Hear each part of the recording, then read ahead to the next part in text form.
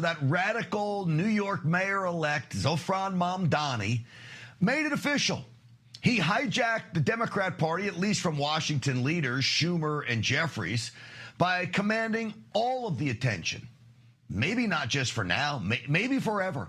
I don't know. The Democrat Party has turned so radical that I think Mamdani is, quite frankly, the leader of the Democrats. And that's not good news for the Democrats, by the way. So he meets with President Trump today inside the Oval Office, and they talk. And I want you to think, President Trump brings in this guy that is the complete opposite. He's a self-described socialist, communist, you name it. And President Trump, being the greatest free marketeer president that we have ever had, is now side by side with Mamdani in the Oval Office. It shows you that President Trump is not only a statesman, but he is pragmatic, and he is willing to work with anyone, even someone that calls him names a lot. You consider yourself the leader of the Democrats? I think it's more appropriate for him.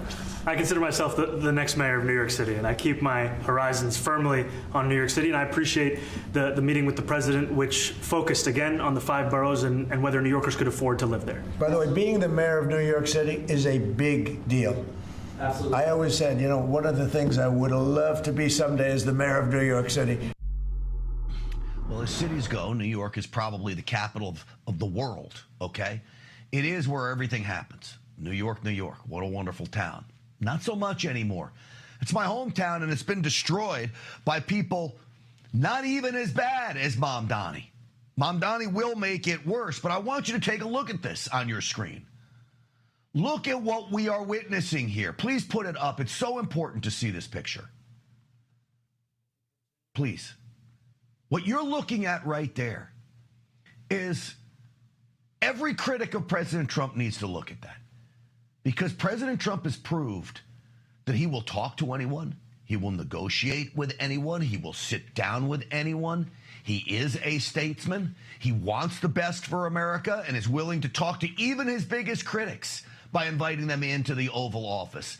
That is an epic scene. You would never have seen that from Joe Biden bringing in some local strong Republican into the Oval Office. Doesn't happen. So the guy that stands for everything that President Trump is against was willing to acknowledge that, with a sense of humor, President Trump did, that he's there, and so be it. Are you affirming that you think President Trump is a fascist? I've spoken about... That's okay. You can just say okay. Yes. Okay. It's easier. It's easier than explaining it. I don't mind. Just say yes. Just call me a fascist, he says. I love it. So I think for the mainstream media, this event was like, for many, going to a NASCAR race. They wanted the crash so badly. They wanted the blow up, the blowout. They wanted the roll, crash, and burn. And you know what? They didn't get it. The heads of major countries, nobody cared. This meeting, that you people have gone crazy. You know, outside you have hundreds of people waiting. This is just a small little group. For some reason, the press has found this to be a very interesting meeting. The biggest people in the world, they come over from countries nobody cares. But they did care about this meeting, and it was a great meeting. Now, I want you to remember this, because President Trump was cordial. He invited Mamdani in. That's his guest at the White House. And President Trump was acting like President Trump always does. He had respect for his guests. But to Mamdani's credit as well, Mamdani was very cordial as well.